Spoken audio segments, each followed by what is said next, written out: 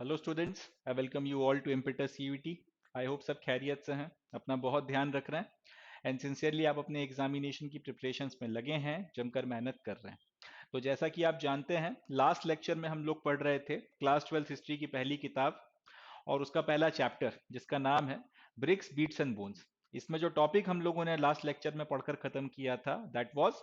Harappan seals, script and weights, जिसमें हम लोगों ने हड़प्पा की सील्स के बारे में, हड़प्पा की स्क्रिप्ट्स के बारे में एंड हड़प्पा के जो वेट सिस्टम है उसके बारे में डिटेल में बातचीत कर कर खत्म करी थी। आज के सेशन में या आज के लेक्चर में हम लोग अपने डिस्कशन को वहीं से कंटिन्यू करेंगे जहां पर छोड़ा था। एंड जो नेक्स्ट टॉपिक अब हमको पढ़ना है उसका नाम है एंशियंट अथॉरिटी। इस सेशन में एंशियंट अथॉरिटी के टॉपिक में अब हम लोग ये देखेंगे कि वो कौन लोग थे या फिर वो कौन सी अथॉरिटी थी या फिर वो कौन सा ऐसा गवर्निंग का सिस्टम था जो हड़प्पा के लिए ये सारे फैसले लेता था कि भाई आपको इसी तरीके की स्क्रिप्ट का यूज करना है या फिर आपको इसी तरीके के पैटर्न में सील्स बनानी है या फिर अगर आपको वेट्स का यूज करना है तो इन्हीं वेट्स का इस्तेमाल करना है, किसी और वेट्स का आप यूज नहीं कर सकते। या फिर अगर पॉटरी की बात हो या फिर किसी और चीज की बात हो, हड़प्पा में जो एक यूनिफॉर्मिटी हमको देखने को मिलती है जिसका एक क्लियर कट इंडिकेशन भी है कि यहाँ पर कोई अथॉरिटी थी, तो वो अथॉरिटी कैसी थी, उसमें कौन लोग शामिल थे, इस सवाल का जवाब तलाशने की कोशिश हम लोग आज के सेशन में करेंगे इस टॉपिक के तहत जिसका नाम है एंशियंट अथॉरिटी। तो काफी इंटरेस्टिंग सेशन रहने वाला है, काफी कुछ सीखने को मिलेगा हमें। And now without any further ado here we begin. शुरू करते हैं इस टॉपिक को, देखते हैं। There are indications of complex decisions being taken and implemented in Harappan society. Take, for instance, the extraordinary uniformity of Harappan artifacts as evident in pottery, seals, weights and bricks. तो इसमें हमको ये बताया गया है कि हड़प्पा को जितना ज्यादा हमने स्टडी किया, हड़प्पा से जो भी सामान हमको मिला,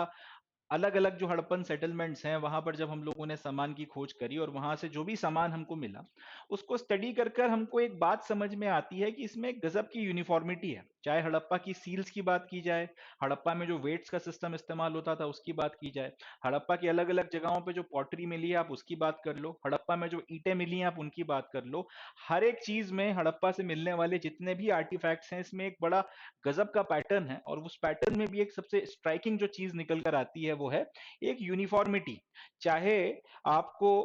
एकदम एकदम आप फार ईस्ट में निकल जाओ, हड़प्पन सिविलाइजेशन के जो ईस्ट की तरफ में जो मैक्सिमम एक्सटेंट है आप वहां पे चले जाओ, या वेस्ट की तरफ में आप एकदम अफगानिस्तान में जितना उनको शोरतुगाई के आसपास तक चले जाओ, नॉर्थ में जम्मू तक चले जाओ, या नीचे महाराष्ट्र में जो अहमदनगर में हाँ में इनकी जो सेटलमेंट वगैरह मिली है वहां तक आप चले जाओ, बीच में कोई भी सेटलमेंट पकड़ लो, वहां से आपको अगर कोई पॉटरी मिलती है, सील्स मिलती हैं, वेट्स मिलते हैं, ब्रिक्स मिलती हैं या कोई और चीज मिलती है, इसमें एक चीज कॉमन है, वो है यूनिफॉर्मिटी। मतलब ये कि जम्मू या उसके आसपास के इलाके से, पंजाब में हड़प्पा या सिंध में मोहनजोदाड़ो के आसपास, इंडिया में आज का जो हरियाणा या यूपी का इलाका है, वेस्टर्न यूपी के इलाके की खासतौर पे मैं बात कर रहा हूँ, नीचे आप राजस्थान का कुछ पोर्शन देख लें या फिर महाराष्ट्र तरफ चले जाएं, कहीं से भी आपको अगर पॉटरी मिल रही है, कहीं पर भी अगर आपको सील्स मिलती हैं, हड़प्पन सिविलाइजेशन के वेट्स मिलते हैं या ब्रिक्स मिलते हैं, इसमें यूनिफॉर्मिटी है। ये यूनिफॉर्मिटी एक इंडिकेशन है कि भाई किसी ने बैठकर ये फैसला लिया था पूरे हड़प्पन सिविलाइजेशन के लिए कि आपने इसी तरीके की ब्रिक्स बनानी है, इसी पैटर्न में, इसी रेशो में आपको ब्रिक्स बनानी है, या फिर आपको इसी तरीके की सील्स बनानी है, या फिर आपको इसी तरीके के वेट्स का इस्तेमाल करना है। किसी ने बैठकर ये फैसला लिया था जिससे पूरे के पूरे समाज के ऊपर असर पड़ा है, पूरी की पूरी सोसाइटी या पूरे के पूरे सिविलाइजेशन के ऊपर उसका इंपैक्ट रहा, पूरे के पूरे सिविलाइजेशन ने उस फैसले को माना भी है। तो इस तरीके के कॉम्प्लेक्स डिसीजंस वहां पे लिए जाते थे, और ना सिर्फ लिए जाते थे मगर हड़प्पा की सोसाइटी में उनको लागू भी किया जाता था। इसका एक इंडिकेशन हमको ये जो अलग अलग आर्टिफैक्ट्स मिलते हैं वहां से, इसमें मिलने वाली बड़ी एक्स्ट्रा ऑर्डिनरी यूनिफॉर्मिटी से समझ में आता है। अब जैसे पॉटरी की बात कर लें, अब ये हड़प्पा से मिली हुई कुछ पॉटरी है। इस तरीके की पॉटरी चाहे आपको आज की तारीख में जो पाकिस्तान में पंजाब का इलाका चला गया है वहां के किसी हड़प्पन सेटलमेंट की बात कर लें, इंडियन पंजाब का कोई हड़प्पन सेटलमेंट उठा लें, या फिर हरियाणा का कोई हड़प्पन सेटलमेंट उठा लें, नॉर्थ में जम्मू के आसपास का इलाका ले लें, अफगानिस्तान की तरफ में जो आपके सेटलमेंट्स मिले हैं हड़प्पा के टाइम पीरियड के उसकी बात कर लें, या फिर और नीचे फर्दर आप गुजरात में आ जाएं, महाराष्ट्र का जो थोड़ा बहुत इलाका जहाँ पे टच होता है हड़प्पन सिविलाइजेशन की, जहाँ से आप जहाँ पे सेटलमेंट्स मिली है वहां पे देख लें। अगर पॉटरी है तो लगभग हर जगह आपको एक ही जैसी पॉटरी देखने को मिल रही है, एक ही जैसा पैटर्न है, एक ही तरीके से बनाया जा रहा है, लगभग एक ही तरीके के कलर्स का इस्तेमाल हो रहा है, और उसके ऊपर जो ड्राइंग्स भी की जा रही हैं, जो अलग अलग ड्राइंग्स भी बनाई जा रही हैं, वो भी सेम है, उसमें भी एक बहुत ज्यादा यूनिफॉर्मिटी हमको देखने को मिलती है। एंड तो यहां से अपने को एक बात समझ में आती है कि बनाने वालों को किसी का तो शायद इंस्ट्रक्शन रहा होगा कि इसी तरीके की पॉटरी बनानी है भाई आपने, एंड इसी तरीके के कलर्स का इस्तेमाल करना है। इस पे अगर ड्राइंग या डिजाइन या पैटर्न्स बनाने हैं तो भी वो इन सर्टेन तरीके के पैटर्न्स या ड्राइंग्स या डिजाइन ही बनाए जा सकते हैं, इसके अलावा दूसरे नहीं। अगर ऐसा ना होता तो जो अलग अलग हमारी सेटलमेंट्स हैं हड़प्पा की, वहां पर मिलने वाली पॉटरी में कुछ तो वेरिएशंस आने चाहिए थे। यहाँ ऐसा हो ही नहीं रहा है। यहाँ पर जितनी पॉटरी है जहां से उठा लो, हर जगह एक यूनिफॉर्मिटी, सेम किस्म का जो पैटर्न है, सेम किस्म के कलर, सेम किस्म की डिजाइन देखने को मिलती है। और फिर वही बात जो इसके पहले वाली स्लाइड में कही गई हो, ये एक इंडिकेशन है कि शायद किसी ने ये निर्णय लिया था कि इसी तरीके की पॉटरी बनाई जाएगी, और ये डिसीजन फिर इन लोगों को बताया गया था, और हड़प्पन सोसाइटी ने इस डिसीजन को ना सिर्फ इंप्लीमेंट कराया, माना, बल्कि बहुत शिद्दत और ईमानदारी के साथ में इस बात को माना। यही बात हड़प्पा से के अलग अलग इलाकों से मिली हुई सील्स के ऊपर भी लागू होती है। हर जगह सील में एक कॉमन बात देखने को मिलती है कि एक जानवर की आकृति जनरली है, कई बार जानवर की जगह कोई दूसरी आकृति भी बनाई जाती है, बट एक मोटिव या फिर एक जनरली एक मोटिव एंड एक एनिमल मोटिव आपको देखने को मिलता है, और ऊपर की तरफ में हड़प्पन स्क्रिप्ट में कुछ लिखा रहता है। यहाँ पे फिर एक जानवर की आकृति, यहाँ पे फिर एक हड़प्पन स्क्रिप्ट में कुछ लिखा है, यहाँ पे फिर जानवर की आकृति, ऊपर फिर कुछ लिखा है, फिर यहाँ पे, तो हर जगह आपको यह पैटर्न देखने को मिलता है। अब हड़प्पन सिविलाइजेशन के किसी भी सेंटर से हड़प्पा की सील मिली हो, यह पैटर्न फॉलो हो रहा है। मतलब यह कि सील बनाने वालों को क्लियर कट इंस्ट्रक्शंस थे कि तुम जो भी सील बनाओगे उसमें जनरली एक मोटिव होगा, जो अगर हो सके तो जानवर का बनाओ, इंसान का भी बनाते हो तो कोई दिक्कत नहीं, बट जहां तक हो सके प्राइमरीली जानवर का मोटिव बनाओ। यही वजह है कि हड़प्पा से मिलने वाली मैक्सिमम सील्स के ऊपर किसी एनिमल का मोटिव बना हुआ है, और साथ ही साथ ये भी इंस्ट्रक्शन था कि भाई उसके ऊपर की तरफ में आपने अपनी स्क्रिप्ट में कुछ लाइन लिखनी है जिसमें शायद कोई दिशा निर्देश दिए होंगे। अब हम लोग पक्के तौर पे नहीं कह सकते कि यहाँ पे क्या लिखा है, क्योंकि हम इसको पढ़ नहीं सकते आज की तारीख में, मगर हाँ इतना तय है कि कुछ दिशा निर्देश या कुछ इंडिकेशन जरूर रहे होंगे। वो और ये बात इनको क्लियर कट बताई गई होगी बनाने वालों को कि जो भी लिखना है ऊपर की तरफ में लिखना है, और नीचे की तरफ में जानवर का मोटिव बनाना है। ये दो चीजें आपने करनी ही करनी है, ये दो चीजें आपको फॉलो करनी है। फिर यहाँ पे एक इंडिकेशन है कि ये फैसला किसने लिया, ये फैसला क्यों लिया गया, और फिर उसने अगर लोगों को बोला कि आपने इसी तरीके से इनको बनाना है, तो फिर लोगों ने आखिर इसका फैसला क्यों माना। यहां से ये क्वेश्चन फिर प्रबल होता है, यहां से क्वेश्चन फिर जोर पकड़ता है कि भाई हड़प्पा में किस तरीके की गवर्नेंस थी, हड़प्पा वालों में किस तरीके की अथॉरिटी थी, और लोग क्यों आखिर किसी अथॉरिटी की बात मानते थे, क्या वो रीजंस थे, क्या वो फैक्टर्स थे जिसके चलते वो इस अथॉरिटी के सामने झुकते थे, उनको फॉलो करते थे। यही बात वेट्स के केस में लागू होती है। हम लोगों ने लास्ट लेक्चर में देखा भी था कि चर्ट नाम का एक पत्थर था, जिसके जनरली जो आपका सफेद कलर का होता है या जिसमें एक व्हाइट शेड होता है, इस पत्थर की मदद से वेट्स बनाए जाते थे। सारे के सारे वेट्स क्यूबिकल होते थे, एंड इनके फेसेस पे कुछ लिखा नहीं रहता था। छोटे से लेके काफी बड़े हैवी वजन तक के वेट्स भी बनाए गए हैं। लोअर वेट्स में जनरली हमको देखने को मिलता है कि बाइनरी सिस्टम फॉलो हो रहा है, मगर जो बड़े वेट्स हैं उसमें डेसिमल सिस्टम का भी पालन, या डेसिमल सिस्टम का भी पालन हो रहा है, या फिर उसको फॉलो किया जा रहा है। अब फिर यही बात कि तुम इसी तरीके के वेट्स बनाओगे और इसके अलावा किसी और तरीके के वेट्स नहीं बनाओगे, तुम चर्ट के पत्थर का इस्तेमाल कर ही वेट्स बनाओगे, तुम्हें क्यूबिकल शेप का ही वेट बनाना है, और तुम वेट के ऊपर कुछ लिखोगे नहीं। ये चार बातें या फिर ये चार इंस्ट्रक्शंस वेट बनाने वालों को आखिर दिए किसने, और दिए तो क्यों दिए, यही इंस्ट्रक्शंस क्यों दिए, एंड सबसे बड़ा सवाल कि जो लोग पूरा व्यापार करते थे आखिर उन्होंने ये फैसला क्यों माना कि इसी तरीके के वेट्स बनाए जाएंगे और इसी तरीके के वेट्स फॉलो किए जाए, इसी तरीके के वेट्स का इस्तेमाल बार्टर सिस्टम की मदद से ट्रेड करने के लिए किया जाएगा। फिर वही सवाल कि आखिर ये फैसले, आखिर ये निर्णय कौन ले रहा है और किस हैसियत से ले रहा है। बड़ा इंटरेस्टिंग सवाल निकल कर आता है कि आखिर ये निर्णय कौन ले रहा है। जैसे कि अगर हम अपनी बात कर लेते हैं, भारत में 2016 में नोटबंदी हुई थी, प्राइम मिनिस्टर साहब आए और बोला कि भाई आज से हमने डिसाइड किया है कि 12 बजे के बाद से नोट जो हैं, जो हमारे उस वक्त के 500 और 1000 के नोट थे, वो नहीं चलेंगे और अब नए नोट्स को लाया जाएगा। अब लोगों ने वो बात इसलिए मानी क्योंकि हम हमारे लोगों ने इलेक्शन की मदद से एक सेंट्रल गवर्नमेंट चुनी है, और उसको फिर हम लोगों ने अथॉरिटी दी है कि भाई आप हमारे देश के लिए फैसले लीजिए, चाहे वो इंटरनेशनल डिसीजंस हो चाहे वो नेशनल डिसीजंस हो, वो सारे फैसले आप करोगे। तो उसी पावर का इस्तेमाल करते हुए, उसी अथॉरिटी का इस्तेमाल करते हुए हमारे प्राइम मिनिस्टर ने एक फैसला लिया और पूरे देश ने उसको माना। अब वही बात आप यहाँ पे लगा दो कि आखिर यहाँ पर भी कोई ये फैसले ले रहा है, ये बात तो समझ में आ रही है, मगर कौन ले रहा है और किस हैसियत से ले रहा है। अपने देश में तो आज की तारीख में इलेक्शंस होते हैं, उस जमाने में मगर क्या वो तरीका था जिसकी मदद से किसी को अथॉरिटी दी जाती थी। एक और एग्जांपल उठाइए, और ये थोड़ा बड़ा एग्जांपल है, और ये एग्जांपल बहुत रेलेवेंट एग्जांपल है। इंडस वैली सिविलाइजेशन के पूरे इलाके जितना सेटलमेंट्स मिली हैं, हर जगह पे ईंटों का इस्तेमाल हुआ है। चाहे कच्ची ईंटों का इस्तेमाल हुआ हो, चाहे आग में पका के ईंटों का इस्तेमाल किया गया हो, मगर बड़े लेवल पर कंस्ट्रक्शन के लिए ईंटों का इस्तेमाल किया गया है। अब ईंटों की अगर बात की जाए, इतने बड़े लेवल पर अगर ईंटों का इस्तेमाल हुआ है, तो एक बात क्लियर है कि किसी एक पर्टिकुलर जगह पर बनाकर आपने वो सारी ईंटें सप्लाई नहीं करी होंगी। इसके पहले के जो अपने एग्जांपल्स हैं, चाहे वो वेट्स का एग्जांपल हो, चाहे वो सील्स का एग्जांपल हो, चाहे वो पॉटरी का भी एग्जांपल टू एन एक्सटेंट तक हो, इसके लिए कई लोग ये इन सबको पढ़कर जो क्वेश्चन निकल कर आते हैं, उस पर हिस्टोरियंस का कहना है हो सकता है दो चार सेंटर्स होंगे जहां पर इनको बनाया जाता रहा होगा और वहां से फिर इनको शायद सप्लाई किया जाता रहा होगा, इसके चलते इनमें यूनिफॉर्मिटी है। तो कई लोग इसको मानते हैं, कई लोग इसको नहीं मानते हैं, मगर ये पर्टिकुलर आर्ग्यूमेंट ईंटों के ऊपर लागू नहीं होता। इंडस वैली सिविलाइजेशन में जितना कंस्ट्रक्शन हुआ है, उसमें ईंटों का इस्तेमाल मिलता है, चाहे पकी हुई ईंट हो चाहे कच्ची ईंट हो, मगर ईंटों का इस्तेमाल मिलता जरूर है, पहली बात। अब इतने बड़े लेवल पर ईंटों का इस्तेमाल अगर हो रहा है, तो ये पॉसिबल ही नहीं है कि किसी एक सेंटर पर ये सारी ईंटें बनाकर पूरे इंडस वैली सिविलाइजेशन में सप्लाई करी गई होंगी, या फिर दो सेंटर में या तीन सेंटर में बनाई गई होंगी। इस बात को समझिएगा, ये इंडस वैली सिविलाइजेशन का इलाका है, ये जो ब्राउन कलर से अपने को देखने को मिल रहा है, थोड़ा मैं बड़ा कर देता हूं तो आपको ज्यादा बेहतर समझ में आएगा। अब ये ब्राउन कलर से जो ये पूरा इतना बड़ा इंडस वैली सिविलाइजेशन का इलाका है, 4,500 साल पहले ऐसा हो ही नहीं सकता कि दो चार पांच जगहों पर आप ईंटों की फैक्ट्री लगा दो और उन ईंटों की फैक्ट्री में आप भर भर कर ईंटें बनाओ, मिलियंस की तादाद में ईंटें बनाओ, मिलियंस की तादाद में ईंटें ईंटें बनाने के बाद में उनको फिर सप्लाई करो और इस पूरे क्षेत्र में वो ईंटें सप्लाई होती हो, ऐसा हो ही नहीं सकता। इतने बड़े लेवल पर ईंटों का इस्तेमाल जो इंडस वैली सिविलाइजेशन में देखने को मिलता है, वो तभी हो सकता है जब हर वो जगह जहां पे निर्माण या कंस्ट्रक्शन हो रहा हो, वहां पे ईंटें लोकली बनाई जाती रही होंगी। अगर जम्मू के इलाके में कहीं पे ईंटों की जरूरत है, तो फिर वहां पे लोकली आपने ईंट का एक भट्टा डाल दिया और आप बना रहे हो। अगर नीचे यहाँ पे या फिर गुजरात में कहीं पर आप ईंटों का इस्तेमाल कर रहे हो, तो यहाँ पे आपने अपना लोकल ईंटों का एक भट्टा डाल लिया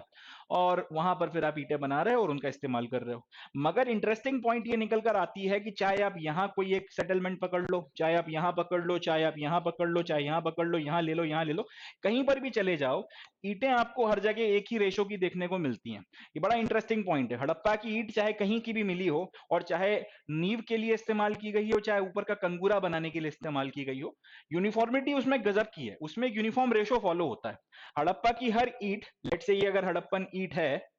तो हड़प्पा की हर ईंट में एक पैटर्न है। पैटर्न यह है कि हड़प्पा की ईंट की जो विड्थ है,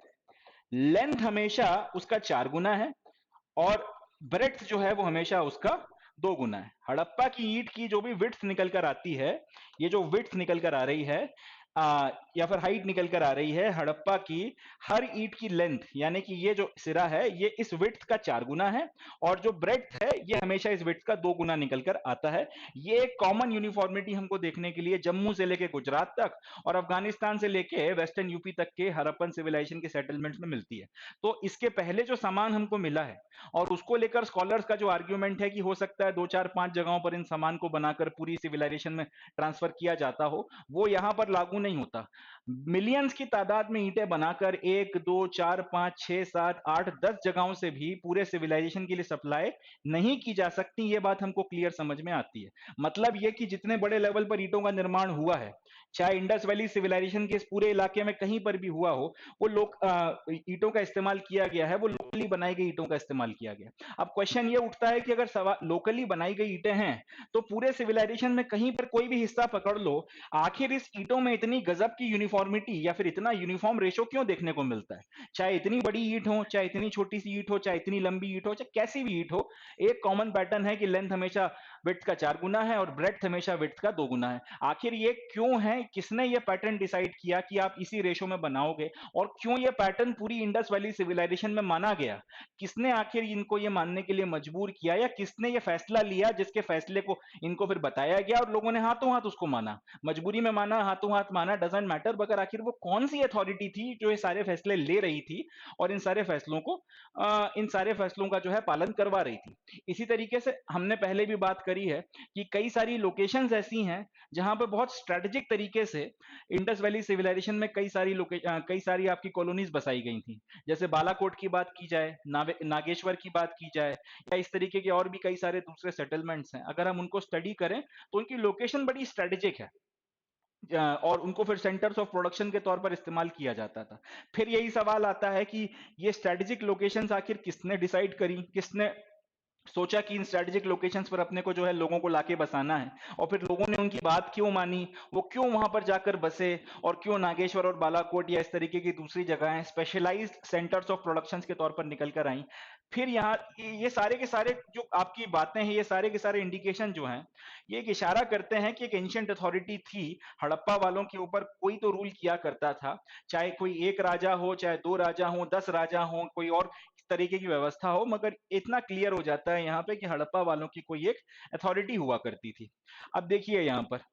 इतने बड़े लेवल पर ईंटें बनाई गई, इतने बड़े लेवल पर ईंटों का इस्तेमाल हुआ कंस्ट्रक्शन में। अब ईंटें बनानी है, इतने बड़े लेवल पर ईंटें बनानी है, इसका मतलब आपको लोगों की जरूरत पड़ेगी। अब लोग भी थोड़ी बहुत मात्रा में नहीं, आपको बहुत बड़ी मात्रा में लेबर्स को मोबिलाइज करना पड़ा होगा। ईंटों के लिए पहले मिट्टी की व्यवस्था की जाती होगी, फिर उस मिट्टी को जो है सही तरीके से आपको इस लायक बनाया जाता होगा कि उससे फिर ईंटों को ढाला जा सके। फिर ईंटों को ढाला जाता रहा होगा एक सर्टेन शेप में, जिसमें ये यूनिफॉर्म रेशो जो है, लेंथ 4 गुना रखनी है और ब्रेड्थ जो है वो विड्थ का 2 गुना रखनी है। इस यूनिफॉर्म रेशो के अनुसार उनको सांचों में ढाला जाता रहा होगा, या जैसे भी उसको शेप में लाया जाता रहा। उसके बाद फिर इनको आग में पकाया जाता रहा होगा, फिर इनको फिर सप्लाई किया जाता होगा जहां पे कंस्ट्रक्शन हो रहा है वहां पे। अब इतना सारा काम करने के लिए आपको बड़ी मात्रा में लोग चाहिए। अगर मिलियंस के हिसाब से आप ईंटें बना रहे हो तो फिर इसके लिए हजारों लोगों की जरूरत पड़ जाएगी। फिर वही क्वेश्चन कि इतने बड़े लेवल पर लेबर को आखिर कैसे मोबिलाइज किया गया होगा, जिसकी मदद से ब्रिक्स बनाई गई, और फिर उन ब्रिक्स का इस्तेमाल कर कर मैसिव लेवल पर कंस्ट्रक्शन किया गया है, मैसिव लेवल पर प्लेटफॉर्म्स बनाए गए, प्लेटफॉर्म्स के ऊपर फिर मकान बनाए गए और 10 तरीके की चीजें की गई। आखिर कौन ये सारे काम कर रहा था जिसकी मदद से इतने बड़े बड़े आपके स्ट्रक्चर्स बनकर तैयार हुए? अब इमेजिन करिए, थोड़ा मैं बड़ा करके आपको एक फोटो दिखा रहा हूं, 4,500 साल पहले इतने बड़े लेवल पर ईंटों का इस्तेमाल कर कर कर जमीन की हाइट को कम ज्यादा किया जा रहा है। उसके बाद उस पर ऐसे मैसिव स्ट्रक्चर्स बनाए जा रहे हैं जो 4,500 साल बाद भी आज आपको इस स्थिति में देखने को मिलते हैं। जब ये अपने पूरे गौरव या फिर अपने पूरे वैभव पर रहे होंगे, तब इनकी क्या स्थिति रही होगी भगवान जाने। मगर इतने बड़े लेवल पर जो है कंस्ट्रक्शन करने के लिए आपको लेबर की या फिर आपको मनुष्यों की जरूरत पड़ी होगी। फिर वही बात कि अगर इतने बड़े लेवल पर आप लेबर्स का इस्तेमाल कर रहे हो, तो फिर वो लेबर्स क्यों आपकी बात मान के ये सारा काम कर रहे थे? क्या आप जबरदस्ती से उनसे काम करवा रहे थे, या फिर आप उनको रेगुलरली कुछ पैसे वगैरह देते थे, या कोई और तरीके का आपका अरेंजमेंट था, कोई और तरीके का संबंध था? ये क्वेश्चंस फिर अपने को उसी तरफ इशारा करते हैं कि भैया कोई अथॉरिटी थी, कोई ये फैसले ले रहा था, कोई ये पूरा जो है डिसीजंस वगैरह इंप्लीमेंट करा रहा था, किसी के माथे ये जिम्मेदारी डाली गई थी और वो ये सारा काम इफेक्टिवली करा रहा था। अब ये फोटोग्राफ हड़प्पा में मिले हुए जो भी अवशेष हैं, उसके बेसिस पर एक पेंटर ने बनाकर तैयार करी है। इससे अपने को ये समझ में आता है कि जब ये शहर फंक्शनिंग रहा होगा तब, या मोहनजोदाड़ो का शहर जब फंक्शनिंग रहा होगा तब किस तरीके की परिस्थितियां थी। ये सीटाडेल या फिर अपर सिटी है, जहाँ पे बड़ी बड़ी बिल्डिंग्स हमको देखने को मिलती हैं, और ये लोअर टाउन है जहाँ पे लोग आमतौर पे रहा करते थे। अब अगर ये फोटोग्राफ में इतना मैसिव है, इतना बड़ा है, तो 4,500 साल पहले इतना बड़ा शहर बनाने के लिए आखिर कितने मनुष्यों की जरूरत पड़ी होगी, कितना पौरुष लगा होगा, कितनी हजारों लाखों करोड़ों ईंटों का इस्तेमाल हुआ होगा, और ये सारी चीजें आखिर किसने करवाई, किसके दिशा निर्देश में हुई, किसके डायरेक्शन में हुई? ये बड़े वाजिब सवाल हैं जो हिस्टोरियंस के सामने उठते हैं। तो घूम फिर के हम लोग अल्टीमेटली इसी सवाल पर, जो मैं बार बार आपके साथ में दोहरा रहा हूं, कि कौन आखिर ये काम करवा रहा था, किसने आखिर निर्णय लिया कि भाई ये चीजें ऐसी होंगी और ऐसी ही होंगी, और फिर इन बातों को आखिर क्यों माना गया? क्या वो वजह थी, क्या वो शक्ति थी, क्या वो ताकत थी जिसके चलते ये अथॉरिटी की बात मानी गई? कौन सी वो अथॉरिटी थी जिसने सारे के सारे फैसले कराए, ये सारी की सारी एक्टिविटीज को ऑर्गेनाइज कराया? इन सारे सवालों का जवाब अब हम लोग तलाशने की कोशिश करेंगे, या फिर इसको इस तरह से कह सकते हैं कि इन सारे सवालों के जवाब में अब हम लोग स्पेक्युलेटिव गैसिंग शुरू करेंगे एंड देखते हैं कि फिर हम लोग कहाँ पहुंचेंगे। तो पॉइंट ये है, आपसे इतनी बातचीत जो मैंने करी है, ये जो सारे एग्जांपल्स मैंने आपको दिखाए, एक बार फिर से हम लोग पूरा रिकैप ले लेते हैं। एंशिएंट अथॉरिटी का सवाल क्यों उठा? क्योंकि आपको एक यूनिफॉर्मिटी देखने को मिलती है, आपको बड़ी मात्रा में ये यूनिफॉर्मिटी एक इशारा करती है कि कोई निर्णय ले रहा था कि ये चीजें इसी तरीके से बनाई जाएंगी, और इतने मैसिव स्केल पर इतने बड़े एरिया में इनका डिस्ट्रीब्यूशन देखने को मिलता है, जिससे एक बात क्लियर हो जाती है कि एक अथॉरिटी, कोई एक सिस्टम ऐसा गवर्नेंस का था यहाँ पे जो हड़प्पा वालों को इतने बड़े इलाके में ये निर्णय मानने के लिए या तो मजबूर कर रहा था, या फिर हड़प्पा वाले खुद खुशी खुशी उसकी बात मान रहे थे। और दिख रहा है कि वो बड़े कॉम्प्लेक्स डिसीजन ले रहा था, वो बड़े कॉम्प्लेक्स किस्म के डिसीजन लेके बड़े बड़े मैसिव स्ट्रक्चर बनवा रहा था और बाकी सारी चीजें वो कर रहा था। सवाल उठता है कि आखिर वो कौन था, या फिर वो अगर एक व्यक्ति ना हो के एक पूरी की पूरी संस्था या ग्रुप ऑफ पीपल थे, तो वो कौन लोग थे जो इस तरीके की ये फैसले कर रहे थे, इस तरीके की डिसीजन मेकिंग में लगे हुए थे? अब उस सवाल का जवाब तलाशने की कोशिश हम लोग करते हैं, और ये सवाल का जवाब तलाशने के लिए अब हम नेक्स्ट टॉपिक की तरफ में बढ़ते हैं, जिसका नाम है पैलेसेस एंड किंग्स। तो पैलेसेस एंड किंग्स में अब इस सवाल का जवाब जो हमने यहाँ इतनी बातचीत में उठा लिया है कि भैया किसने ये सारा का सारा काम कराया, हु वाज दैट पर्सन और who was that group of people who organize these activities, इसका जवाब अब हम लोग तलाशने की कोशिश इस पर्टिकुलर टॉपिक पे करेंगे। चले देखते हैं sir. If we look for a center of power or for depictions of people in power, archaeological records provide no immediate answer. तो ये जो टॉपिक है पैलेसेस एंड किंग्स, इसको हम लोगों ने पढ़ना शुरू किया इस पर्टिकुलर सवाल के साथ में कि इंडस वैली सिविलाइजेशन में जो इतनी यूनिफॉर्मिटी हमको देखने को मिलती है, और ये सारा जो एक पैटर्न हमको समझ में आता है, जो एक इंडिकेशन करता है एक अथॉरिटी की तरफ में, कोई एक ऐसी सत्ता थी, कोई एक अथॉरिटी थी जिसको हड़प्पन, जिसकी बातें या जिसके दिशा निर्देश हड़प्पन मानते थे, और उसके अकॉर्डिंगली फिर वो काम करते थे। तो सवाल उठता है कि ये अथॉरिटी कौन है? ये अथॉरिटी कोई एक व्यक्ति की थी, कोई राजा था, कौन थे कौन नहीं थे? और ये जो सवाल है कि आखिर किसने इन सारी एक्टिविटीज को ऑर्गेनाइज कराया, ये सवाल हमको लेकर जाता है इस टॉपिक के ऊपर पैलेसेस एंड किंग्स पे। यहां पर भी जब हम लोग अब देखना शुरू करते हैं इस सवाल को ध्यान में रखकर, जब हम लोग आर्कियोलॉजिकल एविडेंस जो भी हमारे पास मौजूद है, इसको जब हम पढ़ना शुरू करते हैं इस थॉट प्रोसेस के साथ में कि यार इंडस वैली सिविलाइजेशन में कोई राजा था, नहीं था, कोई एक अथॉरिटी थी, नहीं थी, कोई एक रूलिंग बॉडी हुआ करती थी या नहीं हुआ करती थी, इस तरीके के सवालों को ध्यान में रखते हुए जब हम लोग हड़प्पन सिविलाइजेशन में अलग अलग जो चीजें हमको मिली हैं, अलग अलग जो आपको आर्कियोलॉजिकल एविडेंसेस मिले हैं, जब आप उनको स्टडी करना शुरू करते हो, जब आप ये तलाशना शुरू करते हो कि यहाँ पे कोई केंद्र केंद्र का कोई सेंटर था या नहीं था, कोई सेंटर ऑफ पावर थी या नहीं थी, तो या फिर यहाँ पे कुछ ऐसे लोग क्या हुआ करते थे जिनके पास में कुछ पॉलिटिकल पावर हुआ करती थी और फिर वो उसका एक्सरसाइज किया करते थे, तो इस सवाल का जवाब आर्कियोलॉजिकल रिकॉर्ड से तो अपने को नहीं मिलता। आर्कियोलॉजी के जितने भी हमारे पास एविडेंसेस हैं, वो एक क्लियर कट जवाब या फिर एक क्लियर कट इंडिकेशन हमको नहीं देते कि यहाँ पर क्या ऐसे लोग हुआ करते थे जिनके पास में पॉलिटिकल पावर था, या फिर क्या यहाँ पर कोई एक ऐसा सेंटर हुआ करता था, कोई एक राजधानी हुआ करती थी जहां से पूरे आपके इंडस वैली सिविलाइजेशन के इलाके पे राज किया जाता था, और उसको हम लोग सेंटर ऑफ पावर बोल सकते हैं। इस तरीके के सवालों का जवाब हमें आर्कियोलॉजिकल रिकॉर्ड से तो नहीं मिलता। जैसे कि जनरली ये होता है कि अगर कहीं पे किसी राजा का रूल चल रहा है, तो राजा किसी महल में रहेगा, या फिर वो जहां पे भी रहेगा वो कंपैरेटिवली किसी आपकी जो आम जनता या आम प्रजा है उसकी अपेक्षा थोड़ा सा अलग किस्म का कंस्ट्रक्शन उसके महल का या उसके हाउस का या उसके रहने की जगह का होगा, जिसको हम लोग जनरली आमतौर पर पैलेस बोल देते हैं। तो अगर कहीं हमने खुदाई करी और वहां पे हमको एक शहर मिल गया, या फिर हमको वहां पर एक रिहाइश मिल गई, तो जो सबसे बड़ा मकान होगा वहां पे, जो सबसे बड़ा मकान होगा जो दूसरे मकानों की अपेक्षा या रहने की जो दूसरी व्यवस्था होगी उसकी अपेक्षा ज्यादा एक्स्ट्रा ऑर्डिनरी हमको बिल्टअप देखने को मिलेगा उसमें, हम ऑब्वियस सी बात है हमारा अनुमान यही रहेगा कि यार यहाँ पे या तो कोई पावरफुल व्यक्ति रहा करता रहा होगा, या फिर यहाँ पर वो व्यक्ति रहा करता रहा होगा जो इस पूरे क्षेत्र में रहने वाले लोगों के ऊपर रूल करता रहा होगा। अब इसी थॉट प्रोसेस के साथ में जब मोहनजोदाड़ो को एक्सवेट किया गया, या मोहनजोदाड़ो में जो बड़ी बड़ी बिल्डिंग्स हमको देखने को मिली हैं, जब उनको स्टडी किया गया, तो सीटाडेल में एक बड़ी सी बिल्डिंग अपने को मिली मोहनजोदाड़ो में, उसको हम लोगों ने या फिर आर्कियोलॉजिस्ट ने उसको कहने के लिए पैलेस या फिर महल का नाम दे दिया।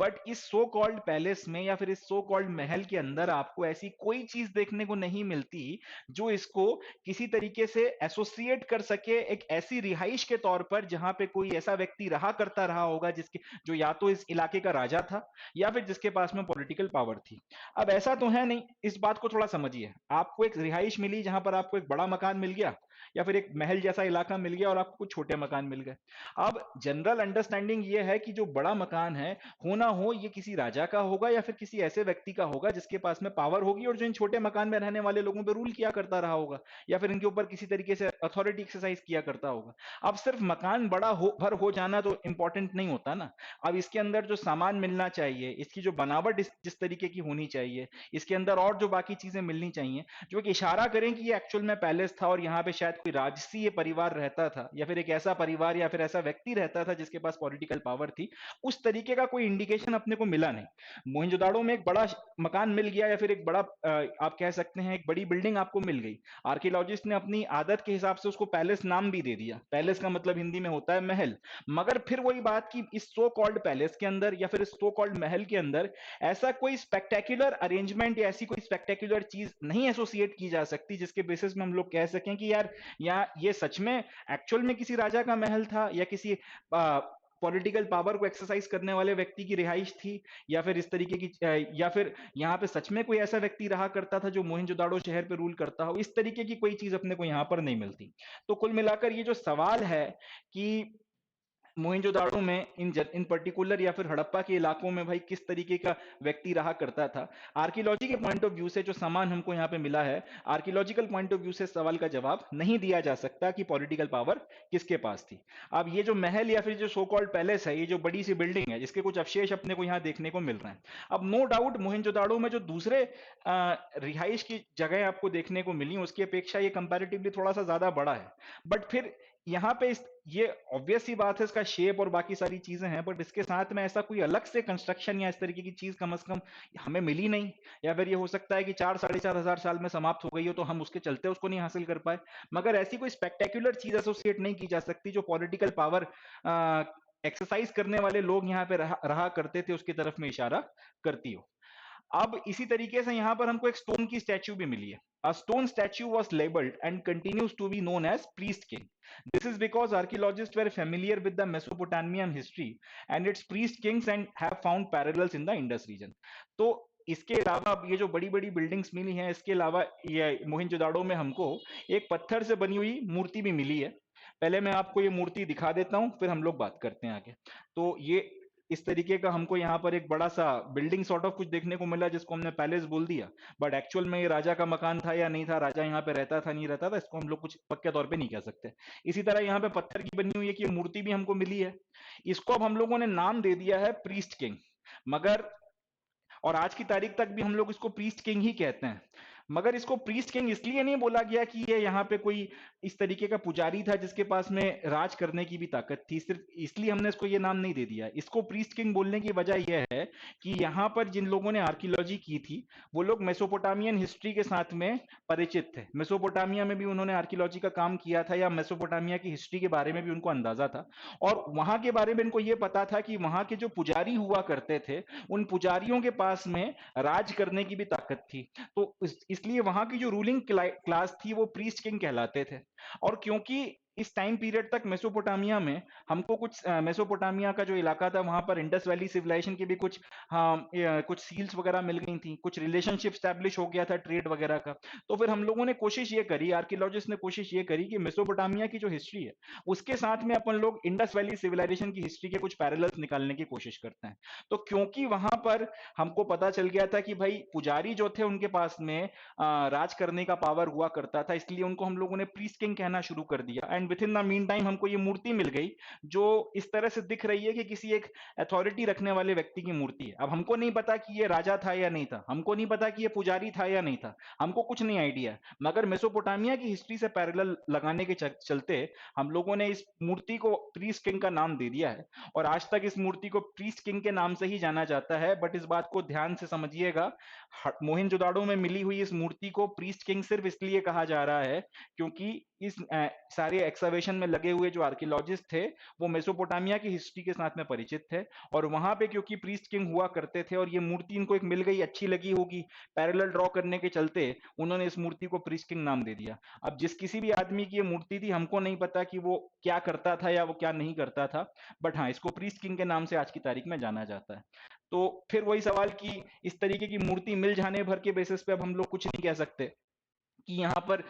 पुजारी हुआ करते थे या नहीं, और अगर पुजारी हुआ करते थे तो फिर वो रूल भी किया करते थे या नहीं, बस वही बात इस स्लाइड में डिस्कस की गई है। But as we will see, the ritual practices of Harappan civilization are not well understood yet, nor are there any means of knowing whether those who perform them also held political power. तो भले ही इस मूर्ति को हम लोग Mesopotamian history के साथ parallel draw करके priest king नाम दे दें या फलाना ठिकाना नाम दे दें, बट पॉइंट यह है कि हड़प्पन सिविलाइजेशन में किस तरीके के रिचुअल्स किए जाते थे, किस तरीके की रिलीजियस प्रैक्टिसेस का पालन किया जाता था, एक तो हमको उसके बारे में कोई बहुत क्लियर कट अंदाजा नहीं है, बहुत क्लियर हम जो है कुछ अनुमान या सटीक गणित नहीं लगा पा रहे हैं इस बात को लेकर कि ये लोग किस तरीके की रिचुअल प्रैक्टिस किया करते थे, ईश्वर के प्रति इनका इनकी आस्था थी तो ये ईश्वर को किस तरीके से मानते थे। इंडस वैली सिविलाइजेशन की रिचुअल प्रैक्टिसेस के बारे में कोई खास अंडरस्टैंडिंग हमको नहीं है। साथ ही साथ हमको ये भी नहीं पता, इस हमारे पास कोई ऐसा सोर्स भी नहीं है जिसकी मदद से हम लोग जान सकें कि ये जो भी रिचुअल प्रैक्टिसेस किया करते थे,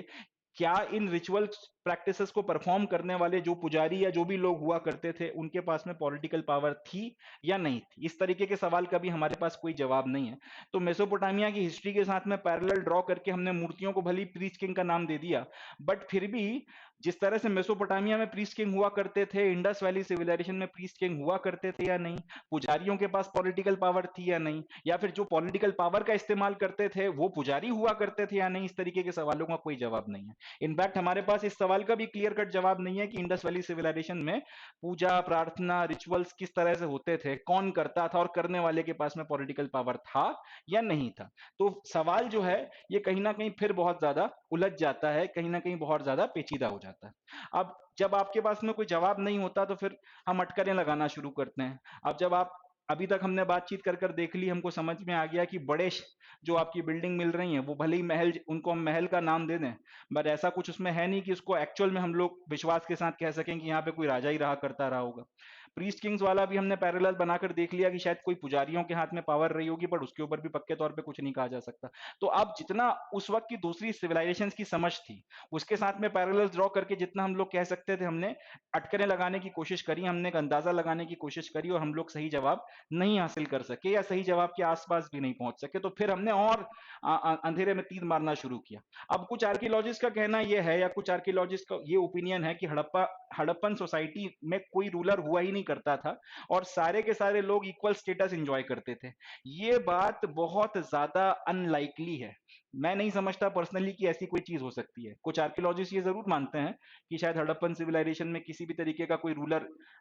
हुआ ही नहीं और सबके सब बराबरी से और इक्वल स्टेटस में रहते होंगे। मैं इस बात को इसलिए नहीं मान सकता, या फिर ये बात इसलिए बहुत अनलाइकली है क्योंकि जिस तरीके के कॉम्प्लेक्स डिसीजंस और जिस तरीके की यूनिफॉर्मिटी आपको देखने को मिल रही है वो तभी लागू हो सकती है जब ऊपर कोई अथॉरिटी हो जिसने कोई एक फैसला लिया हो और उस फैसले को फिर बाकी लोगों को मानने को मजबूर किया हो। इसका एक बड़ा क्लासिक एग्जाम्पल है कि भाई जो ट्रैफिक की लाइट है उनका कलर एक सर्टेन पैटर्न में है। रेड कलर की लाइट का मतलब है आपने रुकना है, येलो का मतलब है कि आप अपना व्हीकल शुरू कर सकते हो, और ग्रीन का मतलब है आप जा सकते हो। अब पूरे देश में यही व्यवस्था लागू हो रही है। इसकी वजह यह है कि जो ट्रैफिक के नियम कायदे किसी ने बैठकर बनाए हैं और उसने इस पैटर्न को डिसाइड किया है। अगर पूरे देश को फ्री छोड़ दिया जाए, कोई सरकार कोई अथॉरिटी ना हो, ट्रैफिक, तो पहला सवाल तो ये कि लोग ट्रैफिक सिग्नल मानेंगे ही क्यों।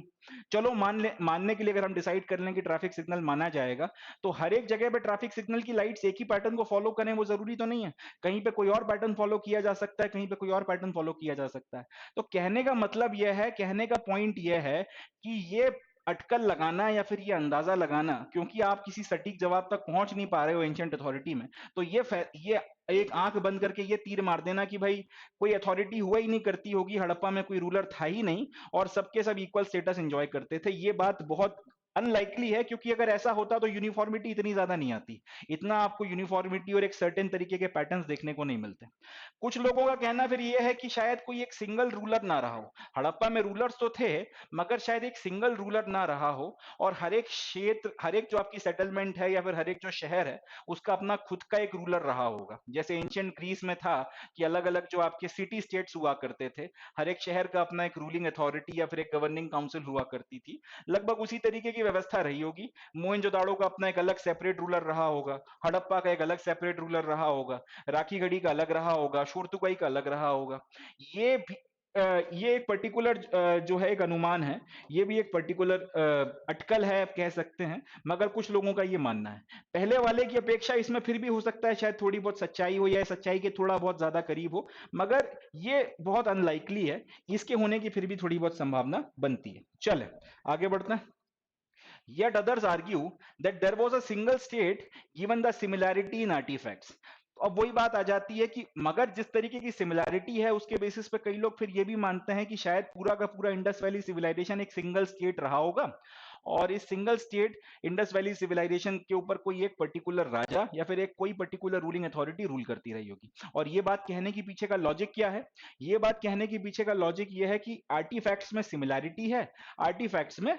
बहुत ज्यादा यूनिफॉर्मिटी है। इसके अलावा प्लांट सेटलमेंट्स हमको देखने को मिल रहे हैं, ये जो प्लांट सेटलमेंट्स का एविडेंस है ये बहुत इंपॉर्टेंट पॉइंट है कि हर जगह एक तरीके से प्लानिंग करके शहरों को बसाया जा रहा है। पहले आप ड्रेन्स बना रहे हो, उसके बाद फिर आप रोड्स बना रहे हो, उसके बाद फिर मकान बना रहे हो, मकानों को बनाने में भी एक यूनिफॉर्मिटी मिल रही है, एक सीटाडेल बन रहा है, एक लोअर टाउन बन रहा है, चारों तरफ से फोर्टिफिकेशन हो रहा है, मकान भी जो बनाए जा रहे हैं वो एक ही पैटर्न पे बनाए जा रहे हैं। ये सारे की सारे जो प्लांट सेटलमेंट का एविडेंस है वो एक इशारा करता है कि ये जो आर्ग्यूमेंट है इसमें ज्यादा दम है कि एक सिंगल स्टेट रहा होगा, और ये सिंगल स्टेट में या तो कोई एक राजा या फिर कोई एक गवर्निंग अथॉरिटी रही होगी जो ये सारे फैसले लेते होंगे। इसी तरीके से आपने एक standard brick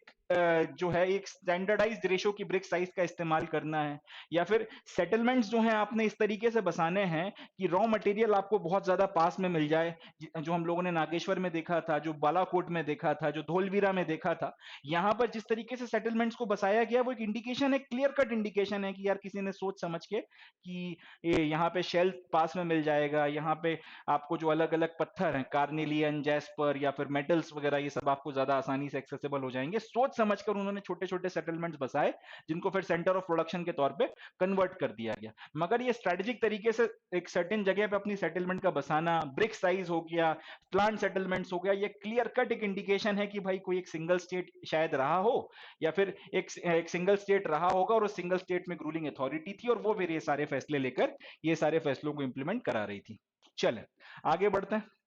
As of now, the last theory seems the most plausible, as it is unlikely that entire communities could have collectively made and implemented such complex decisions. तो अभी तक हमने जो ये चार बातें करी हैं, हड़प्पा वालों को एक तो हम लोगों ने दूसरी सिविलाइजेशन के साथ में कंपेयर करके देख लिया, मेसोपोटामियन सिविलाइजेशन के साथ में, उससे कुछ नतीजा नहीं निकला। दूसरा हमने ये बोल दिया कि हड़प्पा वालों का, हड़प्पन सिविलाइजेशन का कोई रूलर रहा ही नहीं होगा। तीसरा हमने ये बोल दिया कि हर एक जो शहर था उसका अपना खुद का एक रूलर रहा होगा। और चौथा हमने ये बोला कि शायद एक सिंगल स्टेट था, किसी एक अथॉरिटी का या किसी एक रूलर का यहाँ पे राज था पूरे के पूरे इंडस वैली सिविलाइजेशन में, एंड वो फिर ये सारे के सारे कॉम्प्लेक्स डिसीजंस लेता था और उनको लागू करवाता था। इन सबको अगर हम लोग आपस में तौलें तो आर्कियोलॉजिस्ट का मानना यह है कि जो ये चौथा वाला है कि शायद कोई एक सिंगल स्टेट रहा होगा और ये सिंगल स्टेट जो है फिर सारे फैसले लेता था। और आर्टिफैक्ट्स में जिस तरीके की सिमिलैरिटी है, जो प्लांट सेटलमेंट्स हैं, ब्रिक रेशो में यूनिफॉर्मिटी है, आपके स्ट्रेटेजिक लोकेशंस पर आपने जो अलग अलग सेटलमेंट्स बसाई हैं, इन सब की बेसिस पर सबसे ज्यादा सच्चाई के करीब अगर कोई चीज लग रही है तो वो ये वाला जो चौथा वाला अनुमान है, वो ये चौथा वाला अनुमान है कि भाई हो ना हो कोई एक प्लांट सेटल ये एक सिंगल स्टेट है और एक या तो एक राजा या फिर एक पूरी की पूरी कलेक्टिव गवर्निंग अथॉरिटी रही थी और वो लोग इस तरीके के फैसले वगैरह यहाँ पर लेते रहे होंगे। क्योंकि अगर आप ये मानकर चलें कि हर एक शहर का अपना एक अलग राजा है, तो हर एक राजा फिर अपने हिसाब से अलग अलग फैसले लेगा। ऐसी कंडीशन में भी आपको उस तरीके की यूनिफॉर्मिटी देखने को नहीं मिल सकती जैसी यहाँ पर देखने को मिल रही है। और अगर ये अनुमान कि भाई यहाँ पे कोई राजा हुआ ही नहीं करता था, तो सारी की सारी सोसाइटी बैठकर अपने आपस में इस तरीके के कलेक्टिव और कॉम्प्लेक्स फैसले कभी ले ही नहीं सकती। इस तरीके के फैसले कलेक्टिवली कभी नहीं होते, किसी एक व्यक्ति को या किसी एक अथॉरिटी को बैठकर फैसला करना पड़ता है। इस तरीके के कलेक्टिव कॉम्प्लेक्स डिसीजंस को कलेक्टिवली जनरली सोसाइटीज के द्वारा नहीं लिया जाता, तो इसलिए वो बाकी सारी अटकलें बहुत निगेट हो जाती हैं। और लास्ट वाला कि कोई एक सिंगल स्टेट या तो एक सिंगल रूलर या फिर एक रूलिंग अथॉरिटी, और वो इन सारे फैसलों को लेकर इंप्लीमेंट करा रही थी इस पूरे इलाके में, ये सच्चाई के बहुत ज्यादा करीब है। हो सकता है ऐसा भी ना हो, हकीकत कुछ और रही हो, मगर आज की तारीख में आर्कियोलॉजिस्ट का मानना यह है कि ये पर्टिकुलर चीज रियलिटी के सबसे ज्यादा करीब है। चलें आगे बढ़ते हैं। So with this we come to end of today's session. आज के सेशन में बस इतना ही। इस सेशन में हम लोगों ने हड़प्पन सिविलाइजेशन के टाइम पीरियड में किस तरीके का पॉलिटिकल सिस्टम रहा होगा, या किस तरीके की अथॉरिटी थी जो लोगों के ऊपर गवर्न करती थी, उनके लिए फैसले लेकर उनको इंप्लीमेंट कराती थी। मैं ये तो नहीं कहूंगा कि उसका जवाब हमने तलाशा है, बट जो सबसे ज्यादा पॉसिबल किस्म की पॉसिबिलिटीज हो सकती हैं उनके बारे में हम लोगों ने डिस्कशन किया है। एंड सच के सबसे ज्यादा करीब अभी तक इंडस वैली सिविलाइजेशन की जितनी हमारी समझ है, उसके बेसिस पर रियलिटी के सबसे ज्यादा करीब जो पॉसिबिलिटी हो सकती है उसको हम लोगों ने डिस्कस किया है। या जो पॉसिबिलिटीज हो सकती हैं उनमें से सबसे ज्यादा जो रियलिस्टिक पॉसिबिलिटी हो सकती है उसके बारे में हम लोगों ने बातचीत करी। अब नेक्स्ट सेशन में हम लोग डिस्कस करेंगे किस तरीके से इंडस वैली सिविलाइजेशन अपने अंत की तरफ में गई, या फिर एंड ऑफ द सिविलाइजेशन के नाम से जो टॉपिक है उसको अब हम लोगों को डिस्कस करना है, जिसमें अब हम